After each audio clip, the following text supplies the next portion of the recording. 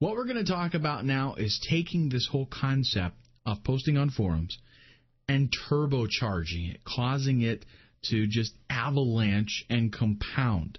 Because if one person can do this and make money at it, 5 people can make even more money. I do recommend that you go out there and post for yourself first. That way you learn the process and you get a little bit more familiar with the niche. And believe it or not, you'll also be able to see very quickly how that this does, in fact, generate a good bit of traffic. I get a lot of traffic from this very technique. After that, then you want to go out and have other people do it for you. Because if one person can make money at it, 5 people can make 5 times as much money. Because you'll get 5 times as much traffic. You want to create and register the users yourself. You own the passwords, you own the user, you own everything. Then you're going to go and post a project on elance.com, on rentacoder.com, on guru.com, or you can use ifreelance.com, any one of those kind of sites that you're familiar with. All it is, if you haven't ever used these freelance sites, is you go there and you post a project. People bid on the project. They tell you how much they'll charge to do it. Then you pick somebody to do it for you. They do the job, and you pay them. That's it. It's very simple. It's also very competitive. So you can get things done there for, pennies on the dollar in a lot of cases. Again, point the user accounts that you create to an email that you set up.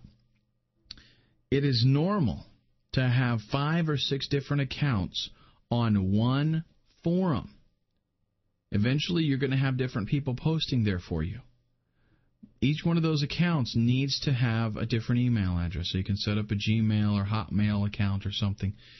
Keep track of all of this stuff in Excel so that you know which account is on which forum and what email address is being used.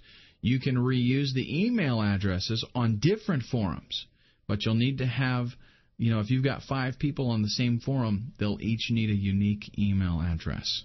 But you're going to have these people posting 20 posts a day, each one. If you got 5 people eventually doing that, then you're getting 100 posts a day. And by the way, when you set the account up, pick something that's, like Guitar Guru or something. Not something that just is very generic, John 3:8:2 or something like that. When you post these jobs, list your requirements very, very emphatically. Like there's no question. Let them know specifically what you want them to do. I want you to use a username and password that I'll provide and post 20 posts per day for 10 days with 300 to 500 characters per post. And I'll give you those details again later on, exactly what you want to ask them for. Let them know to try very hard to not have a bunch of spelling and grammatical errors. You don't want the people that are working for you to seem like a bunch of idiots. Now, as far as the requirements themselves, English should be the first language if you're appealing to an English audience, primarily English. This does not mean that any other language, that the people are stupid or anything like that. It has nothing to do with that. It's just that we're able to detect when someone, is even in typing, okay, their grammar. We can tell if English was not their first language. And subconsciously, we just don't take them as seriously. We expect people to speak in our language.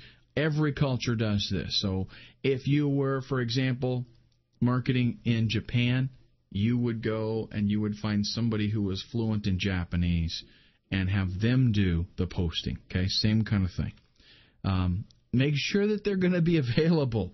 I can't tell you how many times people, they bid on a job, you hire them, you don't hear from them for a couple of days, or they work on it for one day and then you don't hear from them for a few more days, and then they work on it kind of sporadically. Let them know, look, I'm hiring you to post 20 posts a day for 10 days, 10 consecutive days, and I want you to be able to prove to me that you did every single day. Okay? familiarity with the niche. You don't want to go out and find somebody who's got to do a whole bunch of research before they can even, associate with these people.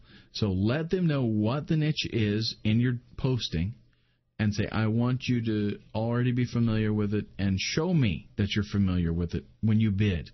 Show me an article that you've already written, or show me, maybe you've got a website or something. Show me something that shows me, that proves that you're already familiar with this niche. And then we want a total of 200 posts, 20 posts per day for 10 days. It does not have to be exactly 20, but you want an average. Maybe today they post 10 posts and tomorrow they post 30, but you want an average of 20 per day. 300 to 500 characters per post. Again, it's an average. You do not want these people looking like they're a robot or that there's some kind of automatic posting thing. It does not have to be exact. Give them an approximation and just make sure they stick with that. And also, you want to make sure that they, in the requirements say, let me back up here for a second. In the requirements, in addition to this, put, you need to, at the end of the day, send me links to all of your posts so that you can just check up on them, make sure they're doing okay, make sure they don't have, gross grammatical errors, and that they're doing what you're paying them to do.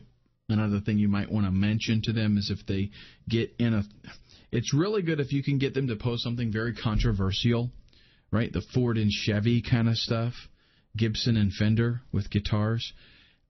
People love that controversy, and they've usually got a loyalty. I know my wife, if you start talking to her about, Ford, she will just, the hair on her neck stands up, and, she gets really into it. Me, I'm not so much, that's not such a big deal to me, but for her it is. Well, a lot of people are like that in different niches, and they've got an opinion, and if you raise a controversial question like that, it could be something so simple as going to a forum and saying, hey, I'm thinking about getting a new guitar. Which is better, Gibson or Fender? All of a sudden, not only Gibson and Fender players, but you're going to have people from Ibanez, Yamaha, Washburn, all kinds of people are going to be posting their preferences. That being the case, what they can do is maybe they ask a question like that and it's controversial.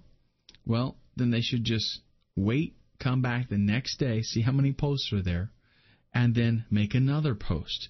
You want people, with something controversial, you can build such an enormous thread that you just kind of sprinkle posts every, 6 or 7 replies, and somebody comes there, they did a search on Google, they come to the site, they come to the forum, read the thread, and they're starting to go down and read things, and like every 6 or 7 posts, they're seeing your user with your signature and linking to your site. I mean, the exposure is crazy, and they're going to click on it. I think we'll go ahead and stop this video here, and in the next one, we're going to look at techniques, tips, and tracking.